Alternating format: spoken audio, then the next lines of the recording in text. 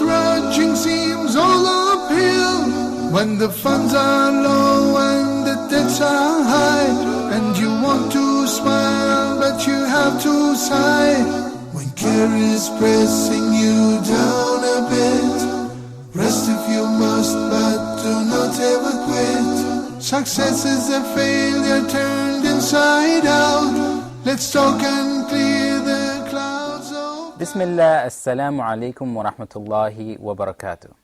Welcome to a new episode of Let's Talk. Today our topic is university success or school success in general, whether you are learning a new language or if you're in middle school or even preschool maybe. Today to talk about this subject we have Dr. Muhammad Abdurrahman Sa'i. He has a PhD in teaching English as a foreign language, and he teaches at the Faculty of Education in Ain Shams University. Assalamu alaikum and welcome. Assalam wa rahmatullahi wa barakatuh. Thank you for joining us. Thank you very much for inviting me to be here. You're welcome. And we also have our in-studio audience. Assalamu alaikum, guys. Try to be happier, maybe. Some people think that success is hard. It's a hard achievement. However, they might not be right in their motivation. Maybe they need to seek the right motivation before they seek knowledge. Zayd ibn Thabit, may Allah be pleased with him, learned 2 new languages within 17 days when the Prophet ﷺ commanded him to do so in order to be a scribe for him, in order for him to read letters for him. So I'd like to open up with a question, why success? What are the goals behind success? Well, Bismillah, alhamdulillah, wa salatu wa salamu ala rasulillah.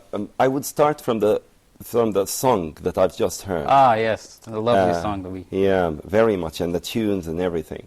From inside out, success from inside out. When I learned this, maybe I had many ideas, but I said, this is the beginning. Success is not only something about marks and tests and yes, at the end a certificate or something. Success is more than that. That's why from inside out, and I would add, from outside in. Just reciprocal mutual relationship for success. But goals, why success? Well, let's think about failure. Mm-hmm. So when we feel that failure is difficult, bitter, even the taste, when we feel that we are sad, if, may Allah forbid that to all of us, if we fail, so we go for success. But I mean, doesn't failure come with success? Shouldn't we fail to succeed? Or else it wouldn't be success if there was no failure. Is that right? I do understand this, but I mean from the very beginning, yes, the question, why success? Simply because I don't like failure. And why success? Because of many things. Just in words, I would say success, happy, cheerful. Not necessarily. There's a lot of successful people who aren't very happy at all. Actually, like let's just define success. We were talking about goals here. What should be our goals? How about that? First, personal achievement. I feel that personally, I cannot say like that. I have to move. I have to change. And maybe before that, the kind of relationship between me and my Creator. I mean, we all know the ayah that Bismillah ar-Rahman ar-Rahim, وَمَا خَلَقْتُ الْجِنَّ وَالْإِنسَ إِلَّا يَعْبُدُونَ. Allah subhanahu wa ta'ala is talking here about that. There is nothing behind creation but worshipping. Not in the sense of only praying and having the can, and not doing anything else. But yeah, that's why we all the time, the Holy Quran, we have Bismillah ar-Rahim, إِنَّ الَّذِينَ آمَنُوا وَعَمِلُوا الصَّالِحَاتِ. And amanu only doesn't work believers only, but amil salihat. Under this general term of salihat, of good deeds, I think success lies to be prominent, outstanding. That I think this is enough to be a goal, although there are others. So we should set our goals, but what should our goals be, especially when we're thinking about schooling? What should I think about when I'm choosing a university or a college? I'm thinking about my future. What do I want to become?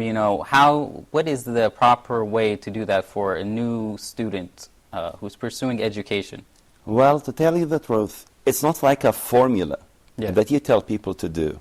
But many times we remember our fathers and family, go here, go there, faculty of medicine, engineering, and so on. So for us, when you ask many people, they're going to have the same answer: a doctor, a physician, or an engineer, mainly.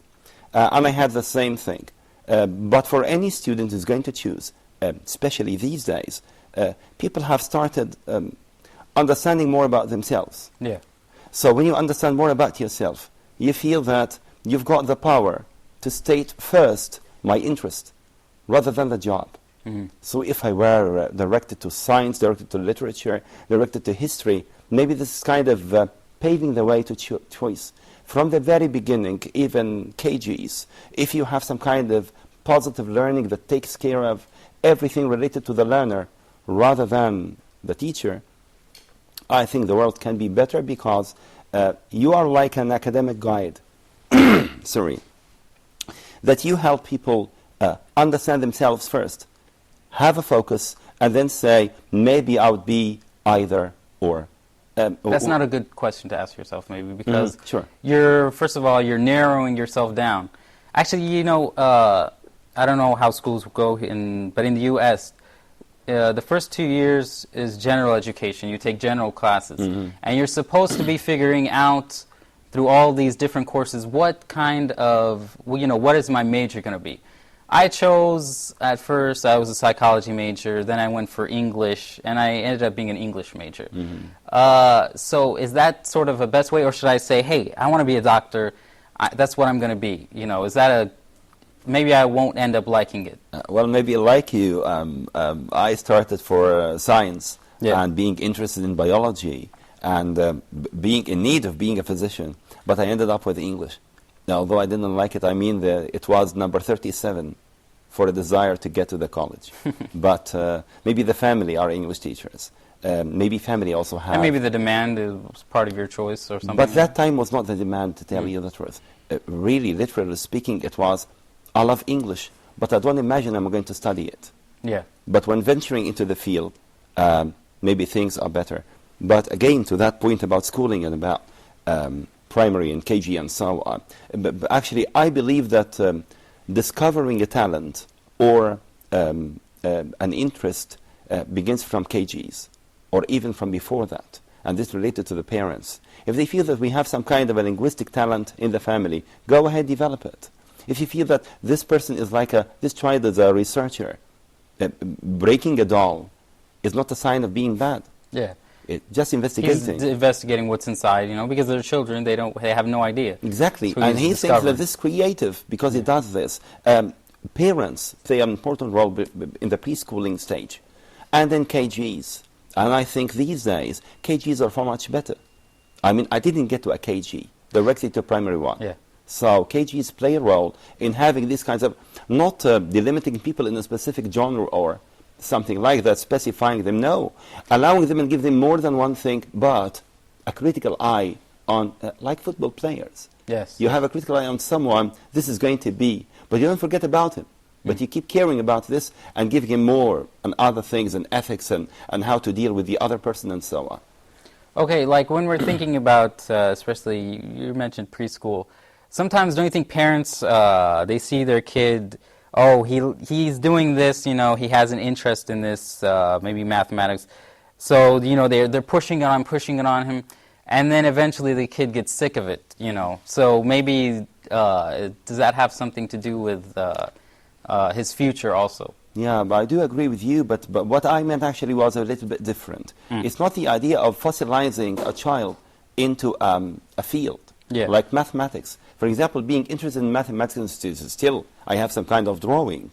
So I appreciate both. Not because I like mathematics and I want him to be, or her to be an engineer, I would say, go ahead and do this.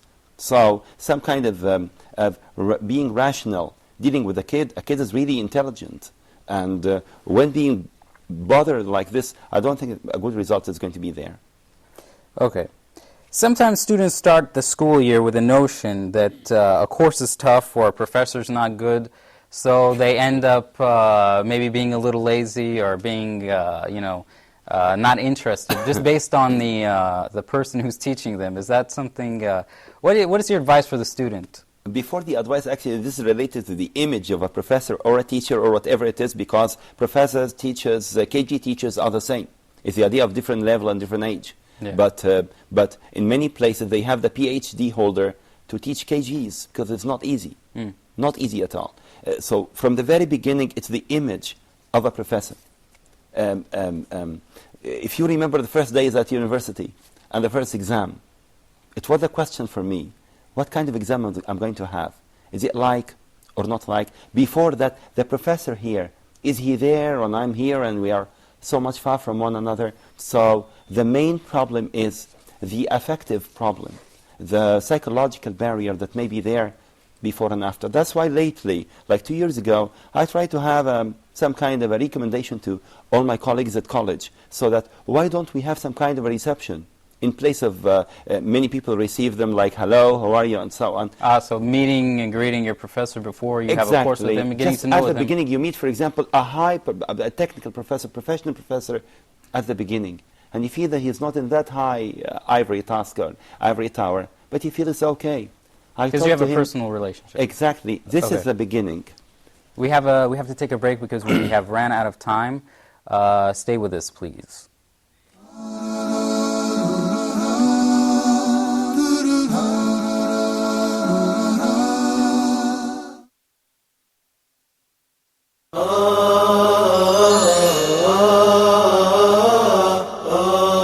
Why righteous companions? It is Islam that given us the sense of dignity. I love all of them in a way that you cannot imagine. That Umar ibn al-Khattab radiallahu anhu would say something and the Quran would come down matching what he said. والسابقون الأولون من المهاجرين والأنصار والذين اتبعوهم بإحسان رضي الله عنهم ورضوا عنه. Just compare what you did for Islam with just one of them.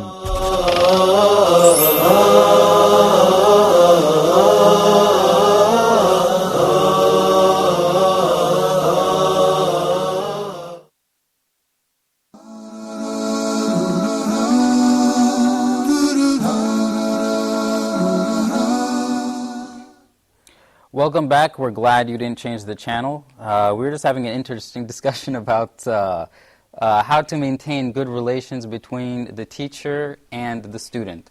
A lot of people have this perception that the teacher is this sort of person who knows everything. He's the complete expert in his field, which when you go to school you find out that's not true in most cases. What is your opinion on that?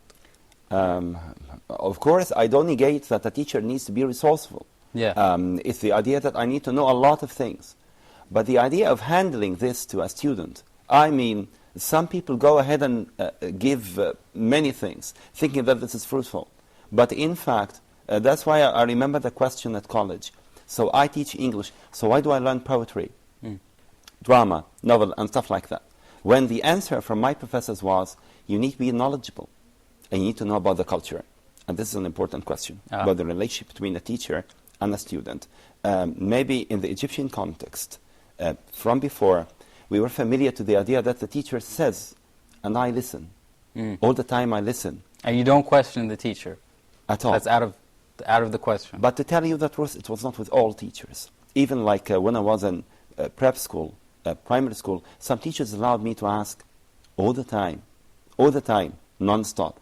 And especially in English. I met some teachers who only tell grammar and rules and so on, but some others were communicative. So again, I guess that culture now has some kind of changes, but not broad changes. The idea of a teacher talking all the time is really difficult. A teacher is only a monitor, there when help is there. That's why going back to the idea of the big distance or the psychological barrier between a student and a teacher in all stages, especially at university. This is the idea of starting having like receptions to students. I see my professor When I get there, I talk to him or her. I feel that I can ask a question.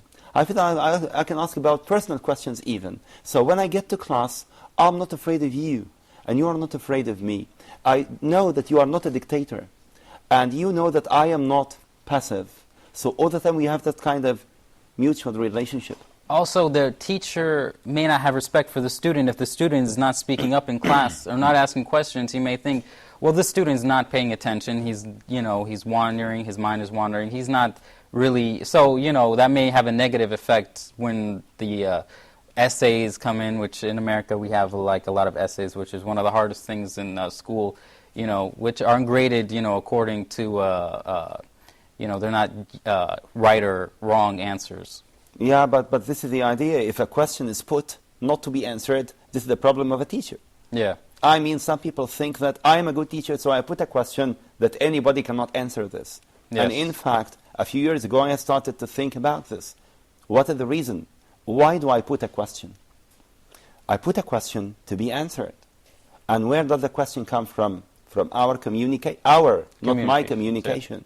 Yeah. And you need to know my question before I ask. Exactly. Yeah. And you need to know the criteria I'm going to look at the answer.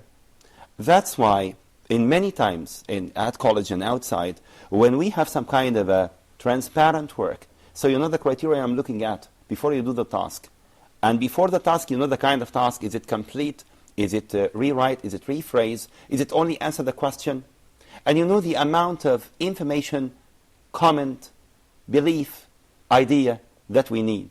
So you don't go ahead talking too far about theory and so on and forget about practice. You know that we need application. So you have like 1, 2, 3, 4, 5. Yeah. You know the 5. So maybe when you start writing, you understand and write.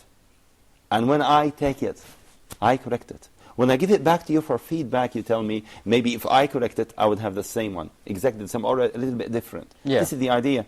Both teachers and students at any level need to know each other's criteria. Exactly everything about it. Yeah. They feel there are no mysteries. Yeah, because how can you do something right when you have no idea what the teacher wants? Exactly. And what are you going to benefit from what you were doing in the first place if you have no idea? This idea of benefit actually leads me to an important thing.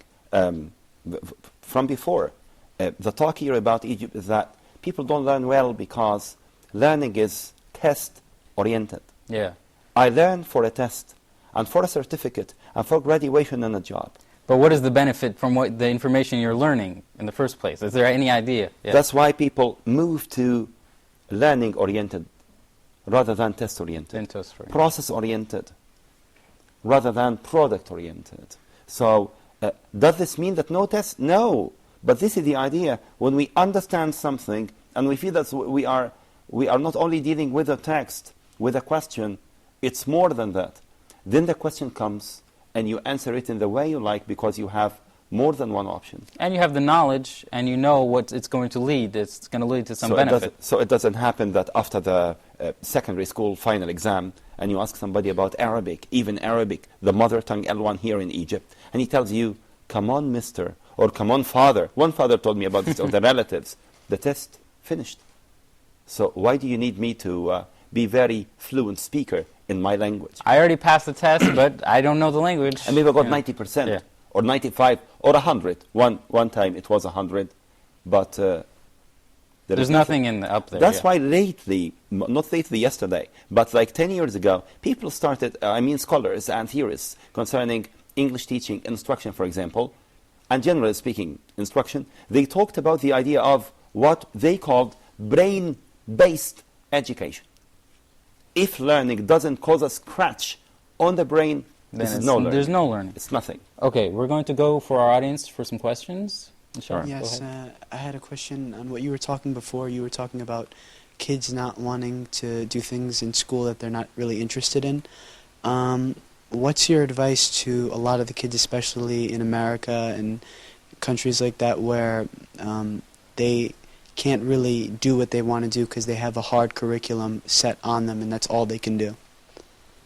Actually, the question is really interesting because I have a kid in KG and another one in primary school. So to tell you the truth, for example, they force my child, although the school is nice, but they make him write. And in academics, we know that the age of 4.5, you don't write. It's not good for writing. Yeah, you see even the It hand. doesn't benefit. But actually, even in professional schools here, language schools, related to Azhar or outside Azhar, because there are no private schools for Azhar language, both of them, both subjects. But to tell you the truth, this is the idea. We need some kind of a change from home before the system. So maybe they say write and write and write. And at home I say talk and talk and talk. They play a little at school. As a parent and as a brother, because maybe I didn't do that, I would go and say play more. Although at school they have some kind of activities, but less because of the curriculum. And on the part of educators, I hope that something related to writing a bit disappears. Maybe is it the attention span that hurts them in writing, that they don't benefit from it? They are test-oriented. Yeah. I remember the first time English was assigned to primary 1 in governmental schools. It was before the 4th primary. And before this was first prep, if we remember this. The first time, it was a book hand in hand. My professor designed this with a team, and it was mainly no writing. You know, when it came to school, it has been changed into grammar, vocabulary, writing, tasks, and sometimes Arabic translation. So sometimes even the curriculum is Arabic interesting. translation for kids? For kids, yeah. And in Arabic, even the sound, and they write the sound in Arabic in some external books or so. So this is the idea. One party cannot go. So at home, there is a big role to increase and push and be more active for the kids. And for us as well, as learners. And on the other party, for the ministry, for the people, and so on, they need to a bit change. But when they change, they have to meet together. That's why in many schools now there is something which is called, actually not now, more than 10 years ago in some schools, parents' meeting. Yeah. And by the way, they call all these people stakeholders. Stakeholders means I share. A parent shares not only to attend and say, give me some money, or help the school with, but actually more than this. So I agree. I had this point. When we wait for the organization to change, we don't.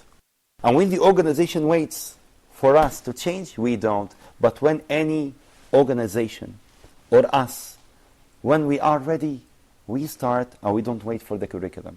When they have the curriculum, we push more for teachers and for ourselves to apply this. I hope I'm clear about that. So, I mean, you're saying that the two should be balanced. The teachers should be giving their best, and the parents should be giving their best at home. And the ministry should be giving their and best. And the Ministry of Education. All of them together, and nobody waits for the other. Some people say, I'm not going to change until the organization changes, until the book changes. But a teacher can have a very difficult book and make it a wonderful class. Because the book has a lot, but I am a teacher. I am not a narrator on a documentary. And you are not a listener. You are. That's why many times they say about communication, the message, sender and receiver. And they take it to teaching. And this was like in communicative approaches before. Only to, I ask a question and you answer. Now this has changed. Yeah. A teacher is not a sender. He's and a student is not a receiver or a satellite or something like this. Because nobody's a satellite. No one's just receiving all this information and completely absorbing it and turning it into something that's going to be useful in his... I am not in position of answering all questions. Yes. I am not a moving dictionary.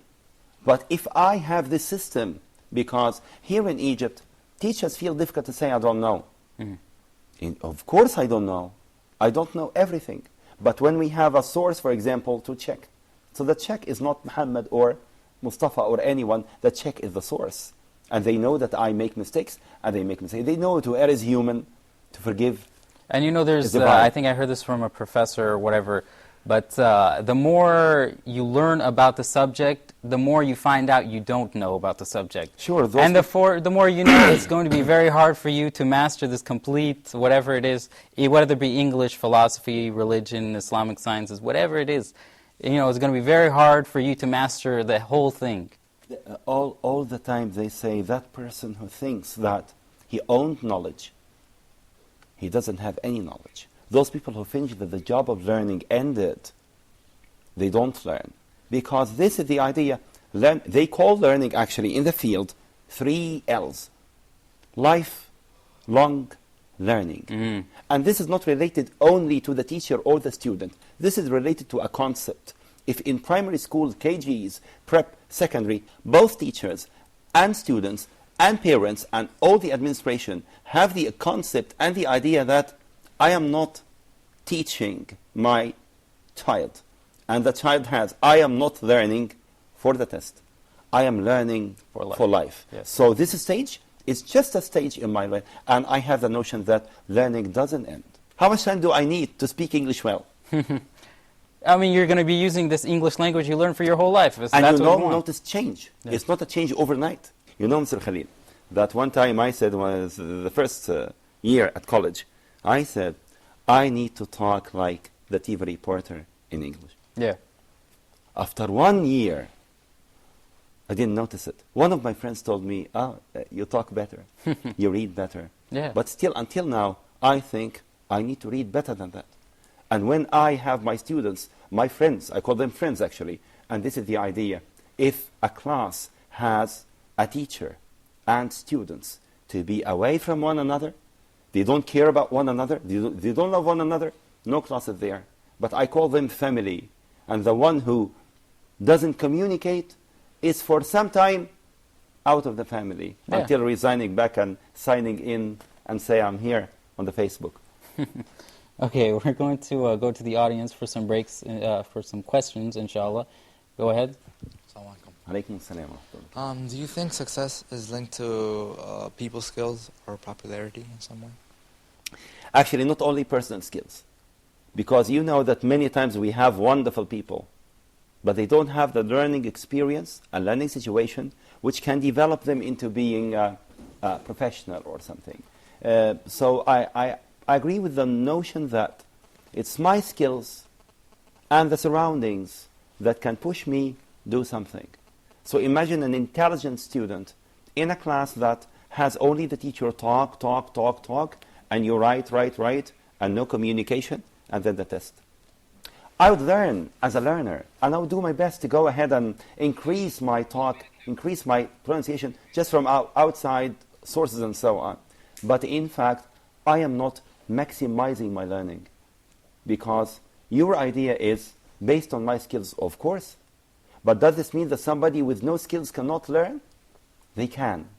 But many times, especially poor learners, don't have someone to listen to them.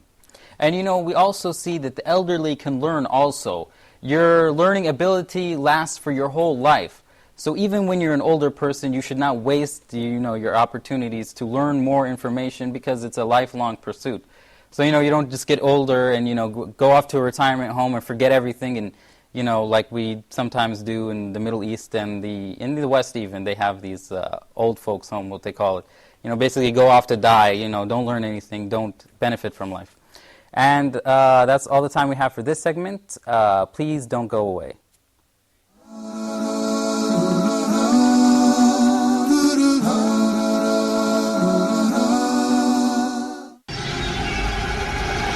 Dear viewers, Hoda programs can be watched in the English section of the in-flight entertainment directory on board all Saudi airline flights, domestic and international.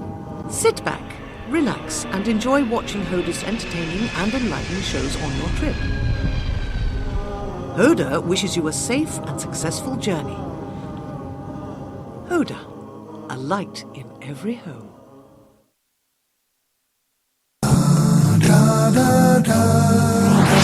Tomorrow on Huda.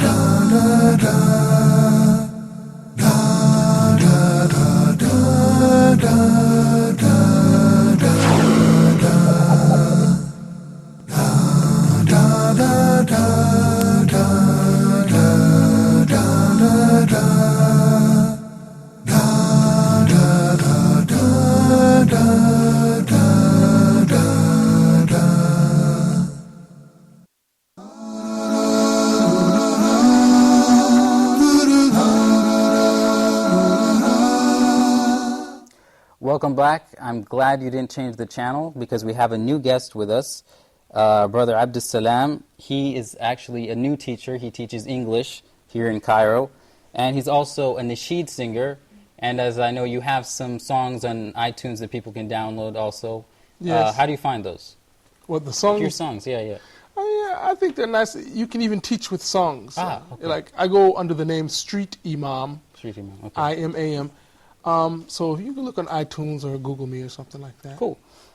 So, as a new teacher, how did you develop your communication skills between you and the student?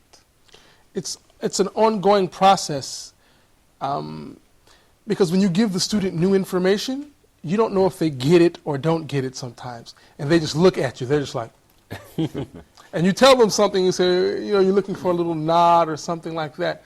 So it's very important that you make sure that they get the information and that you communicate, and that it feels like a free environment, an environment that they can ask questions in, and they don't feel intimidated, and that it's easier to get your point across that way. And it's pretty obvious when somebody doesn't get what you mean when they give you that blank stare.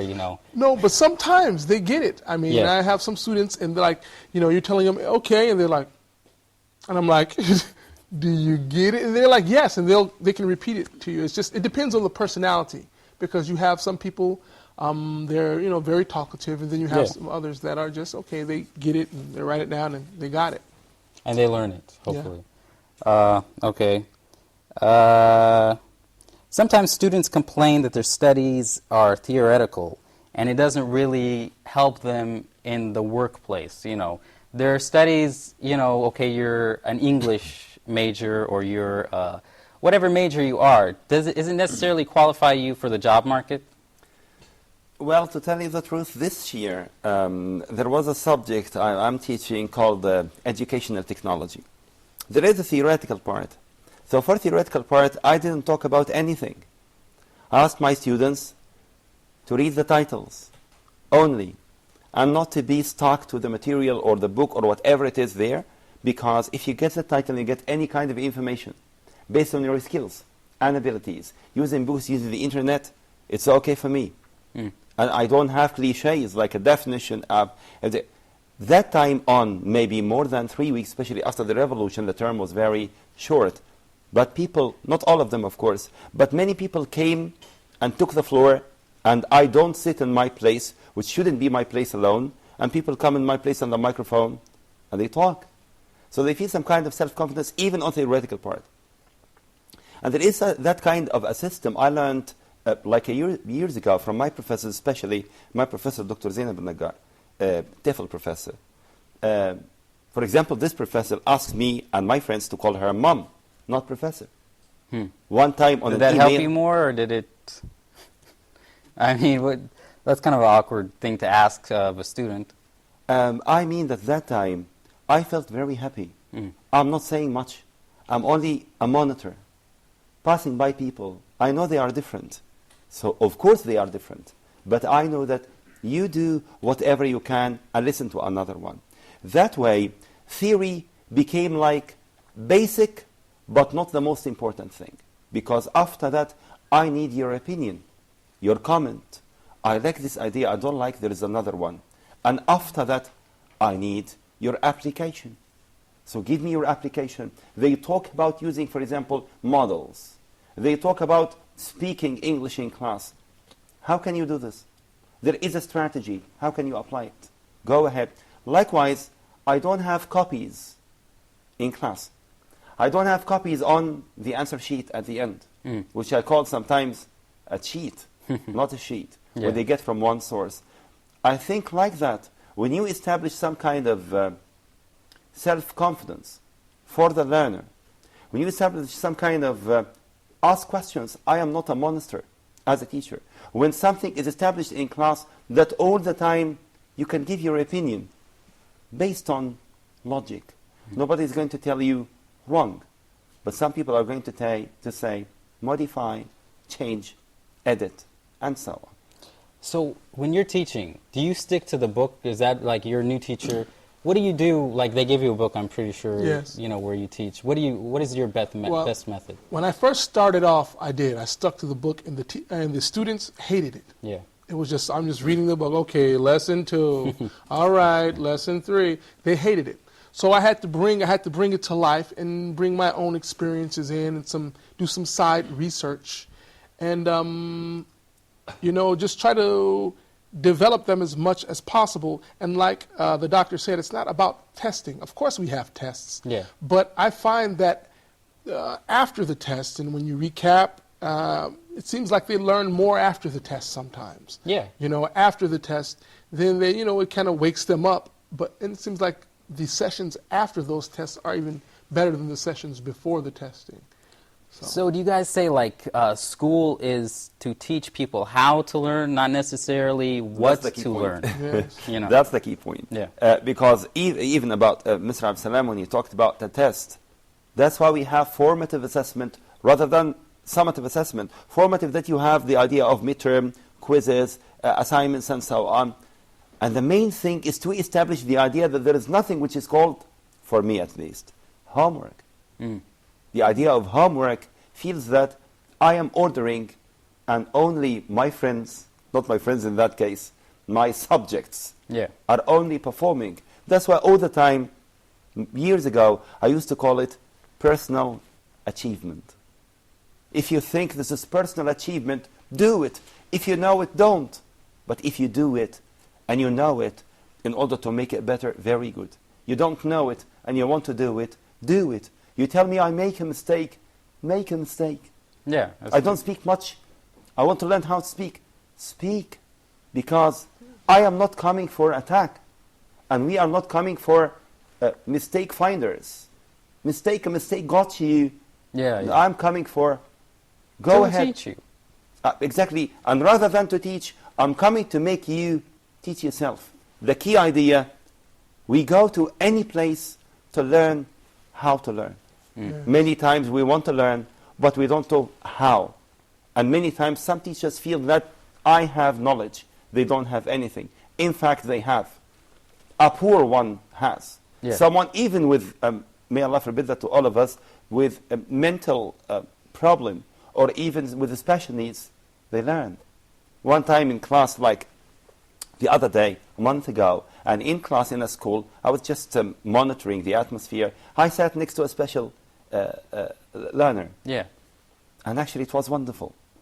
She can write, but slower. She can talk very well. And at the beginning, I didn't notice that. But sometimes she doesn't talk much. When they give me a note, I was very happy because we were contacting, naturally speaking. I didn't have any negative feelings towards the lady, the young girl. This is the idea. Learn how to learn. This is the job of a teacher, and number two, a learner. And learn how to teach also. Because you have to teach according to what the student needs.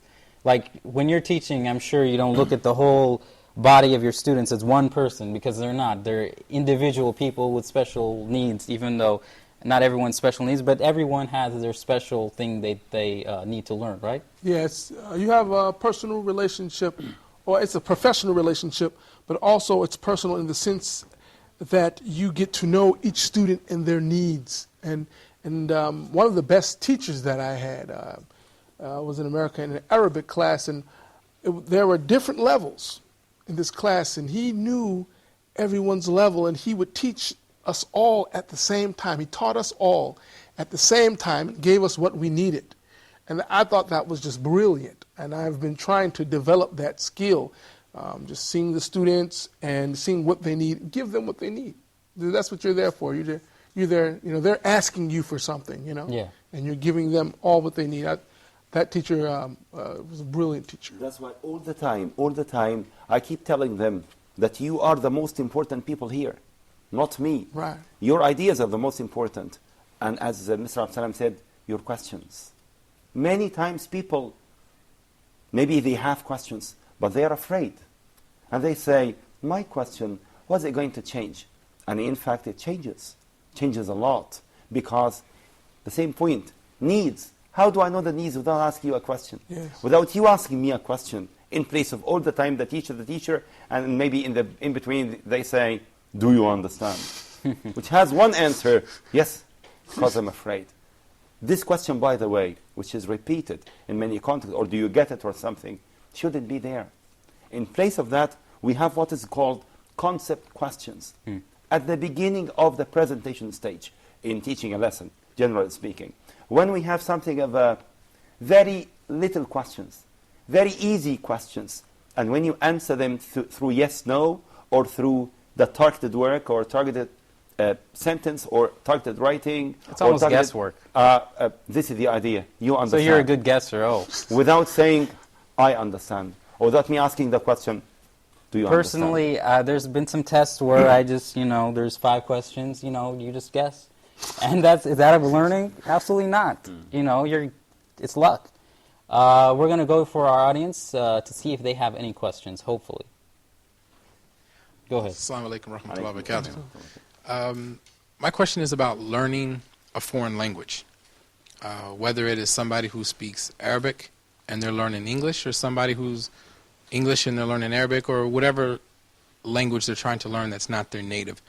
And the question is do you think that the curriculum or the process on how the average center or school that teaches a foreign language is teaching it wrong, considering the fact that no matter who you are, the very first thing we learn how to do is speak. We don't learn how to read and write and know grammar. The first thing we did when we, as English-speaking people, was our parents taught us how to speak. And then after we learned how to speak and communicate, then we learned the reading and the spelling. So my question to you as with a doctorate in English is, do you think the process of teaching is gone astray? Do you think it's gone away from the root of teaching I think language? It's sort of like, how do you learn a second language, right? Like as a foreign language. As a foreign language, because you learned your first language naturally from your parents, and then wouldn't it be the same process? You learned your first language that way. Why wouldn't you not learn the second the same way? But my language, my L1, as they call it, L1, mother tongue, first language, is normal, natural. That's why we don't call it learning. In academics, we call it acquisition. So it's called foreign language acquisition. And of course, I agree with you, here is a foreign language, not a second language, which makes it more difficult. Second language, like French, in Algeria and Morocco, they talk the language. Somebody told me, no, there, French is the first language. When I told them, thanks to Allah, that English here is not a second language, it's a foreign language. What's the meaning of this? We need more real situations to make them up, and to make them natural rather than artificial. At college, years ago, it has been familiar that we get lectures or sections in corridors, gardens, and lecture rooms. Because sometimes there is another lecture, and we go out. It has been like that, inside and outside, like the song. But inside class, outside class, they are the same. We talk together. I do agree with you that speaking, this is the major thing, communication. But speaking without all the other skills may fall down. So actually that's the idea. For foreign language, the idea of maximizing the time of, for example, the language, English, maximizing the time of talk. And all the time I tell them, whenever you see my face and I see your faces, we are English. When they tell me, one of them or two, they tell me, Nabi Arabi, alayhi salatu wasalam, peace be upon him, our prophet is Arabic, is Arabian. Yes. I tell them, do you know what the Nabi said? What the prophet said? He said, if you know, not only read or write. If you know the language of others, you're safe of their dangers, or in another version, their conspiration. So when they have this, so if you say Nabi Arabi, I say, maybe some people don't know what he said. If you know, the same example, Mr. Khalil, that you said at the beginning about Sahabi. Yes, he learned 2 languages in 70 days because he wanted to be the scribe of the Prophet, and and that was obviously for da'wah purposes. So it's better to learn more languages, not just speak Arabic. And this is what they call extrinsic motivation. The being an ambassador, going to people, telling them about Islam, about the rules, about Sharia, about everything. But from inside the Sahabi, the companion, our Prophet be upon him, he was intrinsically motivated. And this is the job of a teacher, to have both intrinsic motivation from inside, that you feel that what we are talking together about, we are talking, not I am talking together, is important. And you feel that in the outside environment it is important, so we have both integrated together, intrinsic and extrinsic motivation. So getting motivation from multiple places, where you're going to end up, you have to think about where your goal is. That's what the big exactly. key is. Why do I have this? So I'm just not learning English just to learn it, Yeah, when I go to a conference, it's going to benefit me. Am I going to wait for the translation inside my ear to take a note? That's why a few months ago, maybe 2-3 months, I don't spell words to my friends, to my students. I never spell them. I only say them. And I seek automatic spelling. And people keep them. Without being afraid at all to make a mistake. Make a mistake. And then I pass by and I start checking, and I don't check the mistake. I check the right letters. So when you write like something like predicament, big problem, but you don't know it. But you hear, do, and maybe you are having a question later on. And you write everything, but instead of predict, you write an E in place of I correct all the others. Imagine all of these checks and only this one. That's why self-confidence is gained, note-taking is developed, relevance to life is enhanced. I feel that this is relevant, not only subject, test, by nothing. Those are some very interesting points about relevance of the information you're learning. But we have to go to a break right now. Please stay with us.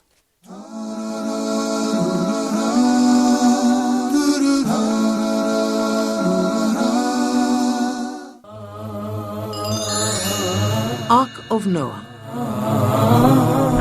We're going to be mentioning the significance of the Ark of Noah. Knowledge is the essence of everything. Once you get the knowledge, then it generates the desire and the motivation, and then it brings about the action. And we're going to be discussing the state of the Ummah and the division which unfortunately has appeared in it, and the methodology of trying to arrive at the right path. Your system of knowledge or your system of motivation are hit by any of these threats, you will definitely go astray and you will be suffering from a disease in the heart. We're also going to be discussing what Allah wants from us. How can we make that?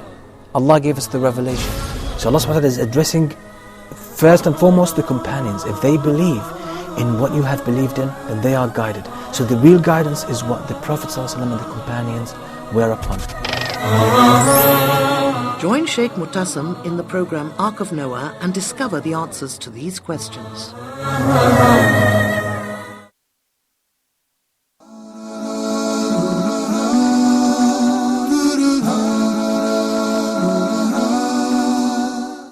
Welcome back. I'm glad you didn't change the channel. We're going to go to our audience to see if they have any questions. Assalamu alaikum. My question is, if you could clarify for us, the qualities of a good teacher.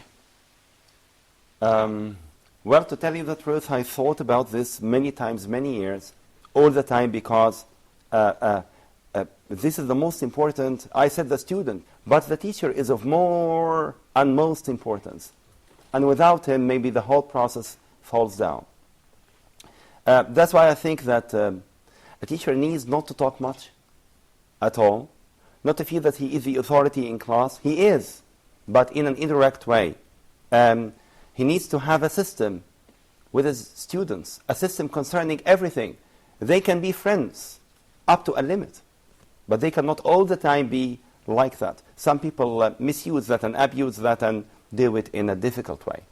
So as a teacher, I am a monitor, only a monitor, watching people, and for individual differences, I identify them. I am a caring listener, careful listener. I need to listen a lot to people and to have comments. Maybe I thought about this as just take them as together, but then you can choose one of them. I talked about being honest, polite, helpful, respectable, and respectful, resourceful, active, and interactive, cheerful, guide, monitor, facilitator, democratic, serious, kind, understanding, encouraging, and last but not least, committed and dedicated. And before all, knowledgeable.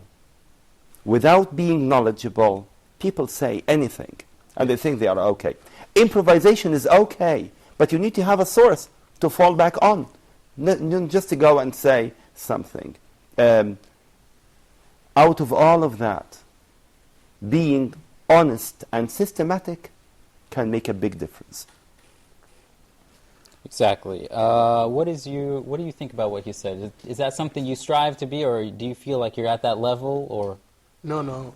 These are things that you are continually striving toward. I mean, we don't reach, like a plateau and say, oh yeah, we're there. So these are, powerful words. Honesty, commitment. I mean, these things, you have to renew them. Like commitment, you have to renew your commitment every time you enter the classroom. Resourceful, you have doing your research before you get to class. It goes back to your time management if you have a lot of projects going on. So these are powerful words. It's something that's just, it's like reminders, and words that keep me focused and should keep teachers focused on our goal as being a good teacher. Yeah, like time management is something that's hard when learning, because you're always thinking about the next thing and you're not focusing on what's in front of you. The lesson that's in front of you, instead of passing the test, you're writing an essay, but then there's a test, the midterm, you have to do study for. So you sort of have to focus on what is in front of you at the moment. One nice thing about it, because of course we as teachers are overwhelmed with curriculum, with subjects to be finished, with ideas, with units, and so on. But actually one thing about it, which is not completely positive, but I always do it, many times in the first meeting, there is a system agreed on. Yeah, exactly. And there is a system of learning styles. How do we approach a book or a unit, and so on.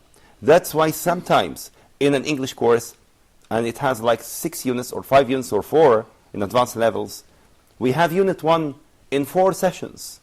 Every session is 2.5 or 3 hours. Unit 2 is 3 hours.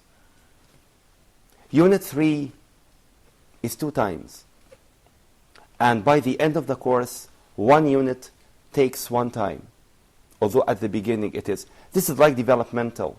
We cannot start a course, end the course, with no change. This is not going to be a course. There has to be changes. To keep it interesting and fresh, there has to be changes in the way that the student is taught, so he doesn't get bored with the subject. Yeah, I totally agree with you, because people don't do work because there is nothing interesting, or because I don't want to do it. It's only a homework. It's only look at the book. But when we feel that, number one, learning is personal, individual. I feel that you are my teacher, although we are 40 in class. We are 200 at university, 300, but you are my professor. You care about me, although the talk is to all people. The idea of talk, presentation, and so on is switched. Roles are not there. So maybe you become in my place, and you take the stage. You have the floor, whatever you like. On the part of, we talked about on the part of teachers and professors. On the part of students, actually, a student needs to be committed and dedicated. Yeah, that's and without a teacher, and the teacher attempts, he cannot be like that automatically. He has to have some kind of a push of more things. Maximizing the abilities and powers of the students.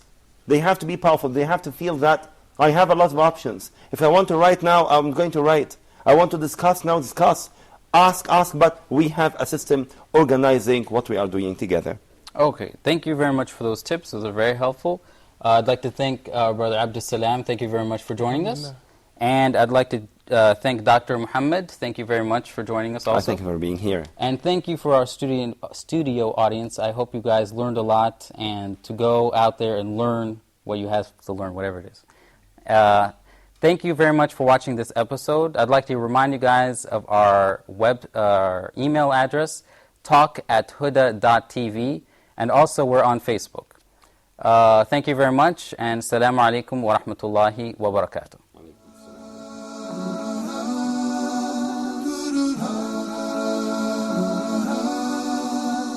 When things go wrong as they sometimes will, when the road you're trudging seems all uphill. When things go wrong as they sometimes will, when the road you're trudging seems all uphill. When the funds are low and the debts are high, and you want to smile but you have to sigh. When care is pressing you down a bit, rest if you must, but do not ever quit. Success is a failure turned inside out. Let's talk and clear the clouds of doubt. Success is a failure turned inside out. Let's talk and clear the clouds of doubt.